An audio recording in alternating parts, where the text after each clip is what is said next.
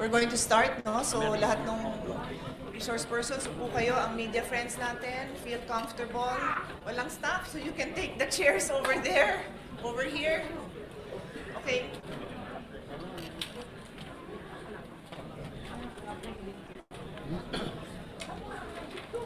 The Blue Ribbon Committee hearing is now called to order. Magandang umaga po sa inyong lahat. Let me start by thanking every single person here. I'd like to thank the staff and our media friends for allowing this event to take place.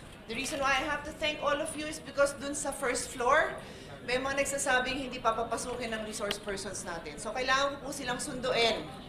Nung sinundo ko naman, ang ating staff doon, napakaayos naman, humihingi naman ng mga pangalan, mag-register daw sila as guests. Sabi ko, there are guests. So walang problema, pinapasok po sila. Maraming salamat sa inyo.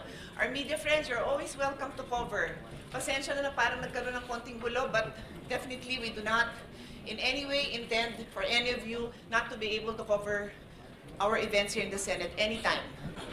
On that note, nagulat lang ako kasi maayos naman. Sabi ko dun sa ating resource person, halika na, sinusundo ko kayo, let's go in. Nagulat na lang ako na nakita ko dun si Secretary John Vic Remulla, tinaharang ako. I never thought the day would come that somebody would prevent me from entering the Senate. This is my office. Again, thank you. Di ko rin nakalain na yung Senate staff, yung media, dahil nasama na kayo doon. Kayo pang nakatulong na makarating ako dito sa hearing na to. This is the Senate. This is the halls of democracy. We will hold our hearing and we will continue. So hindi na ho ako magpapaligoy-ligoy. Good morning again po sa inyong lahat.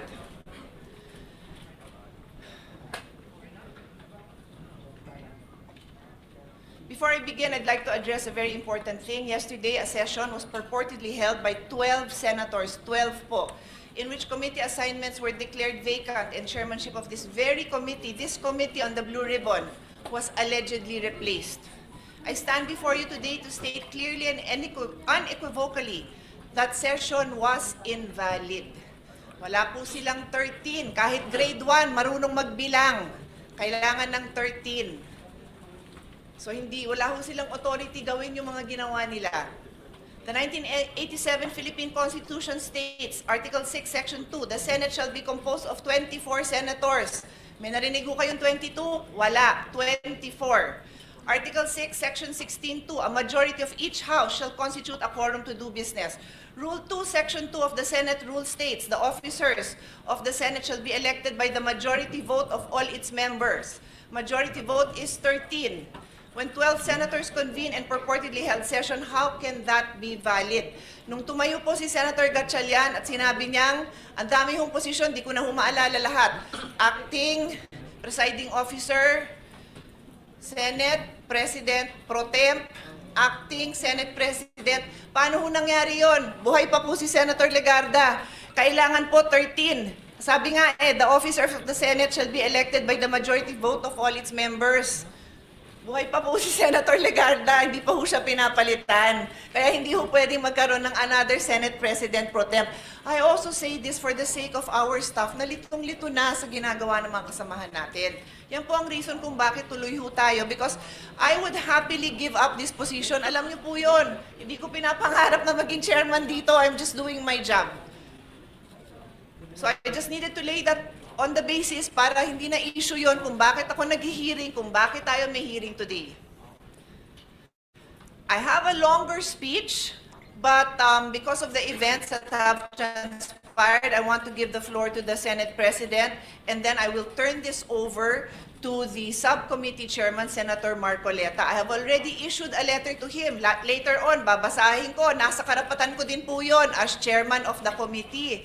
Kine-question din yun nung sinabi ni Senate President na magkakaroon ng subcommittee. Napakaliwanag din sa rules namin. The chairman can create any subcommittee anytime. It can be verbal, it can be written, it can be text. Lahat na ng versions na yun ginawa ko. So valid po itong pag-create din natin ng subcommittee. In any case, nandito din po ako.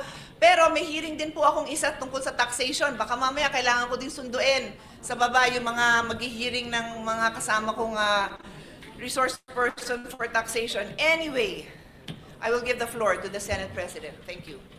Katotohanan, basis ng ating paniniwala sa Diyos, basis ng ating paniniwala sa isa't isa sa lipunan na to, basis ng ating 1987 Constitution ay katotohanan.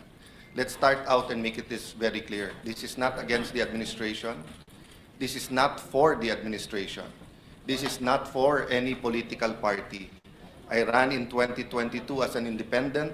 I became Senate President with 13 people with different political belief. This is about the truth. So let me read this into the record.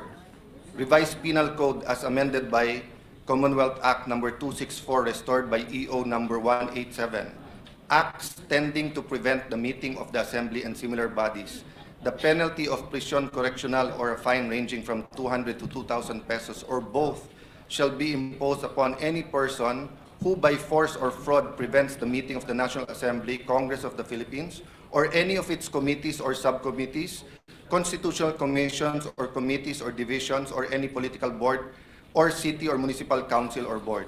Article 144, as amended by Commonwealth Act 264 as restored by EO 187, disturbance of proceedings. The penalty of arresto mayor or a fine of 200 to 1,000 pesos shall be imposed upon any person who disturbs the meeting of the National Assembly or any of its subcommittees, committees or subcommittees, constitutional commissions or committees or division thereof, or any provision